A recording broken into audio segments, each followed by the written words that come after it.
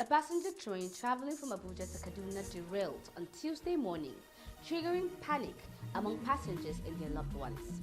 Hi, welcome to What's Happening. These are our top 10 stories countdown today. At number 10, U.S. envoy Morgan Ortagus said on Tuesday that Lebanese authorities must execute their decision to disarm Hezbollah militants, adding that Israel would respond in kind to any government steps. Beirut has ordered the Lebanese army to draw up a plan to disarm the Iran-backed group, which was severely weakened by a war with Israel last year, but has opposed laying down its arms. At number 9, Nigerian star Rasheedat Ajibade has signed for Premier League giants Paris Saint-Germain Feminines in a move that will see her team up with compatriot Jennifer Echigini. Following her unveiling, an excited Ajibade, who is fondly known as Mommy Gio, described her move to France as a major step in her career. The former FC Robo Queens forward joins the club from Atlético Madrid Femenino of Spain, where she spent 4.5 seasons.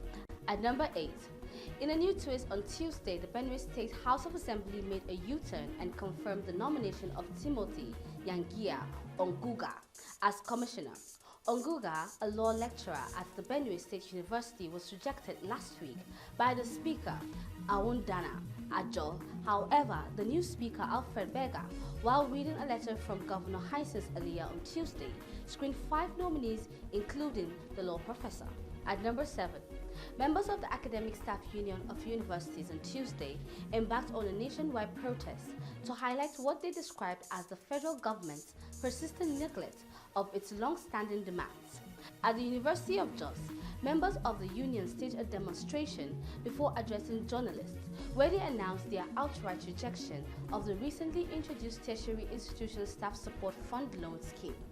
At number 6, the Katsina State Police Command has confirmed the kidnapping of a man identified as Anas Ahmed, his wife Halima II, and their little daughter in the Katsina State Metropolitan area on Tuesday.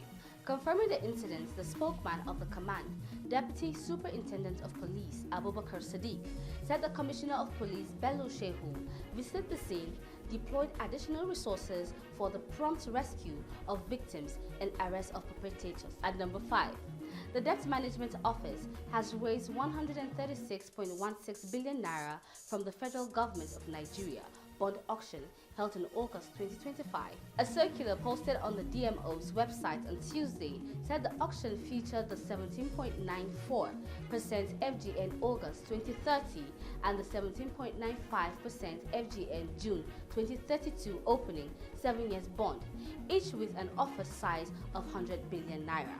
At number 4, Oyo State Governor Seyi Makinde will, on Friday, August 29, 2025, proceed on a 1-month leave. This was contained in a notification letter to the House of Assembly, which was read at the plenary on Tuesday. The letter, as read by the Speaker, Adebo Ogundoyin, complies with Section 190 of the Constitution of the Federal Republic of Nigeria, which mandates the governor to transmit a written notice to the House before proceeding on leave. At number 3, the Federal Airport Authority of Nigeria has introduced enhanced wheelchair assistance and special support services for passengers with disabilities, the elderly, and other requiring mobility aid at the airport across the country. The authorities said the initiative was designed to ensure dignity, safety, and comfort for all categories of travelers.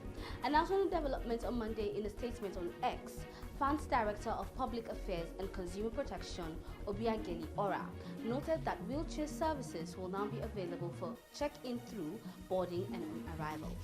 At number 2, the police command in Rivers have confirmed the alleged assault and robbery of a serving police officer by a group of youth in Nkpolu, community of Obio, Akpo, local government area of the state. A viral video shows a mob of youths physically assaulting Inspector Joshua Nian after accusing him of taking banned substances within their community.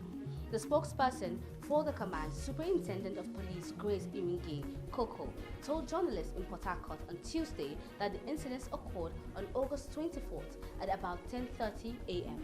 At number 1, a passenger train traveling from Abuja to Kaduna derailed on Tuesday morning, triggering panic among passengers and their loved ones. It was gathered that the incidents occurred along the Kaduna corridor shortly after the train departed Abuja around 11 a.m. en route to Kaduna. A passenger on board the train described the scene as chaotic, with people scrambling to safety in fear and confusion. That's all for today. See you next time on What's Happening.